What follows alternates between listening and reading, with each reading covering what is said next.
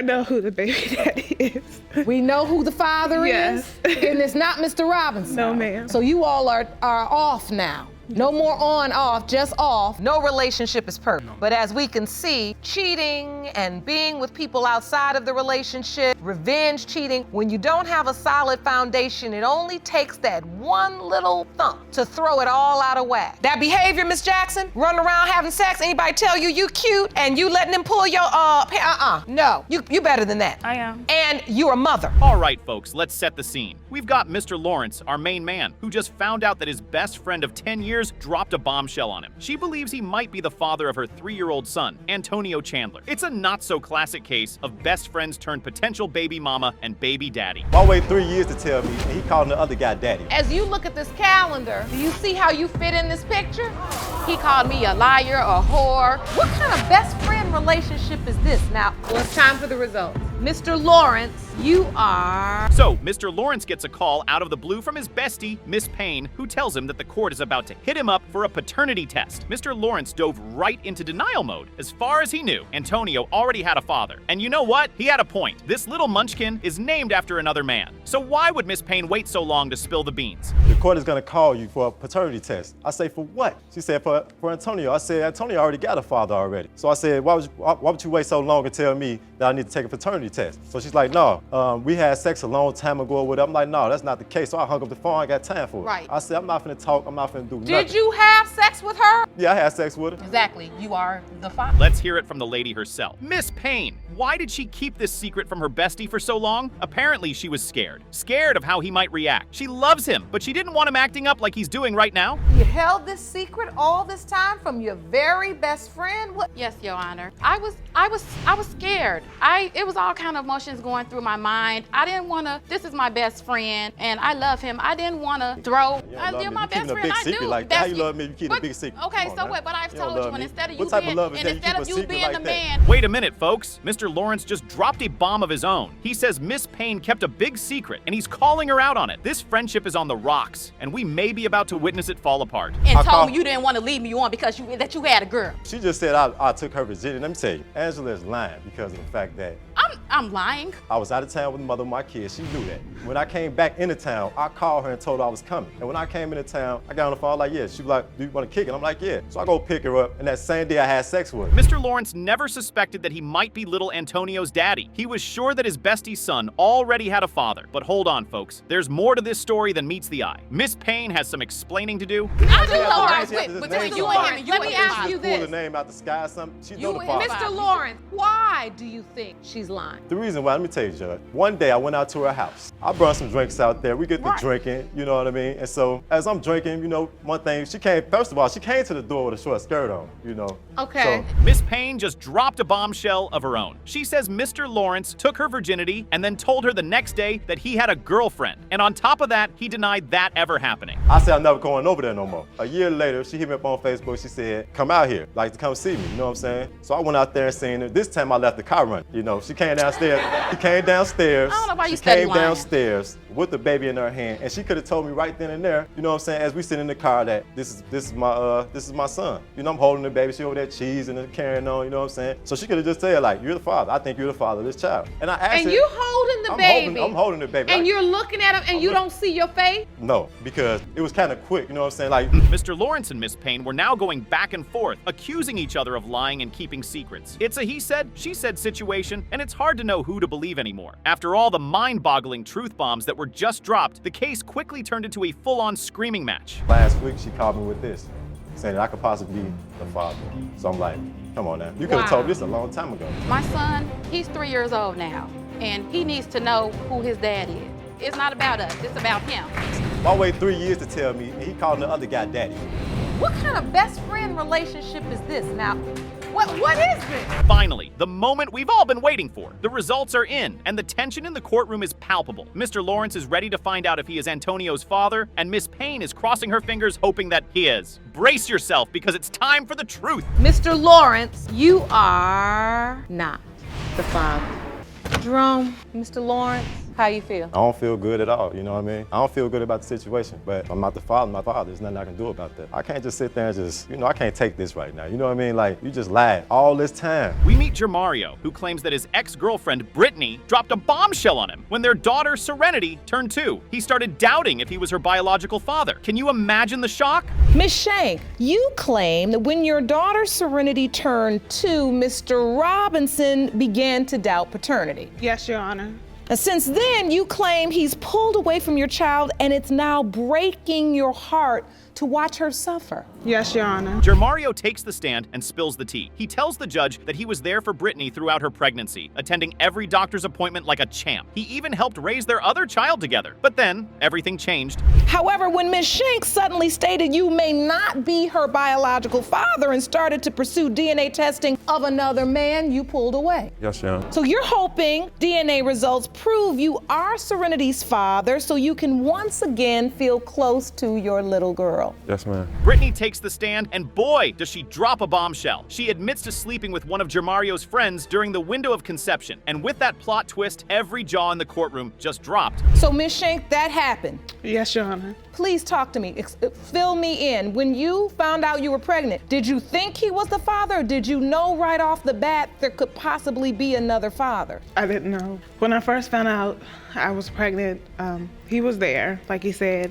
We were in an on and off relationship. Jermario's world comes crashing down as he realizes that the beautiful bond he had with Serenity might be shattered. He pulls away, leaving Brittany heartbroken and Serenity caught in the middle. It's a heartbreaking situation. So when you found out you were pregnant, did you immediately say it could be Mr. Robinson or the other guy, or did you say to yourself you felt like it was just Mr. Robinson because you'd only been with the other guy once? Yes, Your Honor. Was it just one time with the other guy? Yes, Your Honor. Next, we hear from Brittany's mother, Donna, who shares her own experience of dealing with a similar situation. She understands Jermario's pain and hopes for a resolution that will bring peace to everyone involved. The tension just keeps on building. Okay, so you guys were on and off again, but you have another child together, and that child you say looks like him. Yes, Your Honor. Now you say Mr. Robinson now treats baby Serenity differently than your other child. It's the moment we've all been waiting for. The DNA results are in, and the courtroom is holding its breath. Will Jermario be Serenity's biological father, or will their worst fears be confirmed? Let's find out. Jermario Robinson is her father. How do you feel, Mr. Robinson? I feel great. Good. I feel great. And so now when we go pick up child number 1, we also get our little girl too, right? Yes, ma'am. This case revolves around Mr. Fisher and Ms. Doyle. Now, Mr. Fisher is claiming that he made the biggest mistake of his life by signing the birth certificate for 2-month-old Sophia. Just 1 month ago, Ms. Doyle drops a confession on him that rocks his world. She admits that he may not be Sophia's father. Well, hold on to your seats because this roller coaster is about to take off. Mr. Fisher, you claim you made the biggest mistake of your life by signing the birth certificate for 2-month-old Sophia. You say your fiance dropped a bomb on you just 1 month ago and admitted you may not be her father. Is that correct? Yes, Your Honor. We meet Mr. Fisher, and he is one emotional wreck. He's pouring his heart out to the judge, explaining how much he loves Ms. Doyle and little Sophia. You can see the pain etched on his face as he shares his story. He thought he had it all, the perfect relationship and a beautiful family. But then, out of nowhere, the truth came crashing down on him.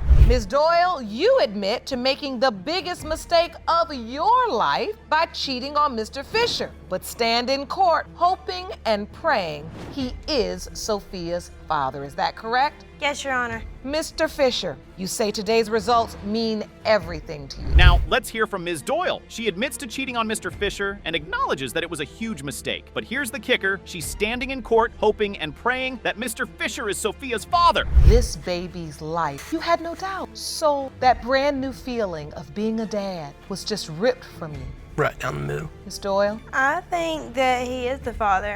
I know 100% I mean, he was there through the whole pregnancy, and he does everything for me. He works, he supports our family, he runs my baths, he cooks my food. Mr. Fisher is still reeling from the shock of it all. He thought he had found the love of his life, and now he's faced with the possibility that Sophia might not be his biological child. The poor guy is torn apart, and you can see the raw emotion in his eyes, but Ms. Doyle is pleading her case, telling the judge how amazing Mr. Fisher is as a father and a partner. She's laying it on thick, folks. He said, Trey's cheating on you, which we call him Trey, but his name is John. So, me, I was hurt. And so I went to be by myself at the pool area where I was at the time. And a guy walked up to me, and he's like, well, you look like you need somebody to talk to. Do you want to go to my camper and talk?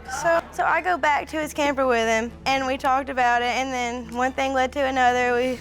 He kissed me, and then we had sex. According to Mr. Fisher, it was love at first sight. He met Ms. Doyle through a family member and was immediately smitten. He gushes about her beauty, her eyes, and how she treated him like a king. It sounds like a fairy tale, doesn't it? Your fiance described the night she had sex with another person, and you knew nothing about this until after Sophia was born. Yes, Your Honor. I can see how much that hurt you. A lot. So can you take me to the day you found out Ms. Doyle was pregnant? Fast forward to the day Ms. Doyle found out she was pregnant. Mr. Fisher was over the moon with excitement. He couldn't wait to start a family with the woman he loved, but little did he know, Ms. Doyle had a secret weighing heavily on her conscience. She had cheated on him during their relationship. It was a ticking time bomb waiting to explode. Mr. Fisher, after you find out Ms. Doyle is pregnant, what happens to your relationship? You at that point know nothing about the cheating. What happens in your relationship? I told her, I went to work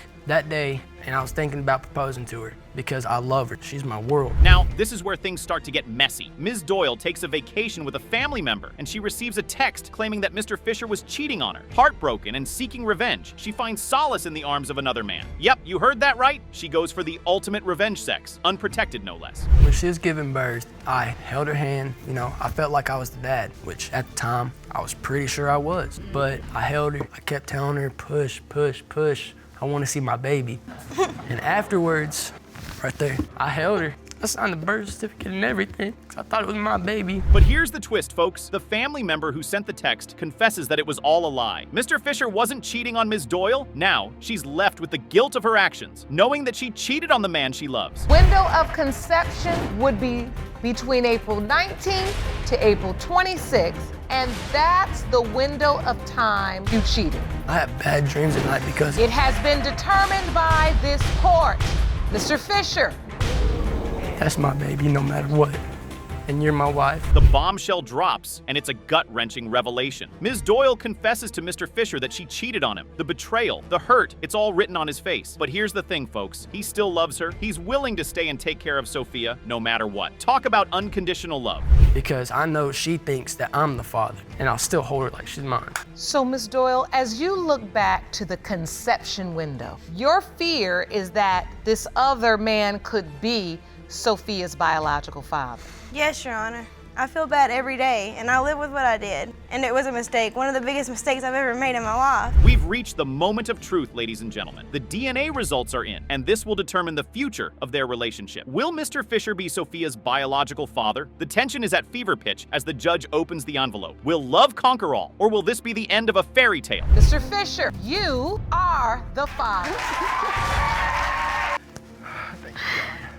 Oh, how does it feel, Mr. Fisher, to know that that is your beautiful little baby girl? Well, I think we're gonna get married when we get back home. All right, let's get started. Today, we're diving into the case of Jackson vs. Williams. So, Ms. Jackson and Mr. Williams had been chatting on social media for a couple of years. But on that fateful Memorial Day weekend in 2016, they finally decided to meet up. Right, the next gay. Once she told me that, This man never has gotten anyone pregnant and doesn't have any kids. the baby ain't mature yet, then she talking about child support. I'm like, child support? And you just said you were pregnant? So she looking for a handout. So as you stand here as plaintiff saying he's a no good for nothing man, you have been a no good woman. Now, Ms. Jackson claims that Mr. Williams messaged her first, asking what she was up to. And you know what she said? Just chilling. Well, things escalated from just chilling quickly, and next thing you know, Mr. Williams is in his car driving to Ms. Jackson's house.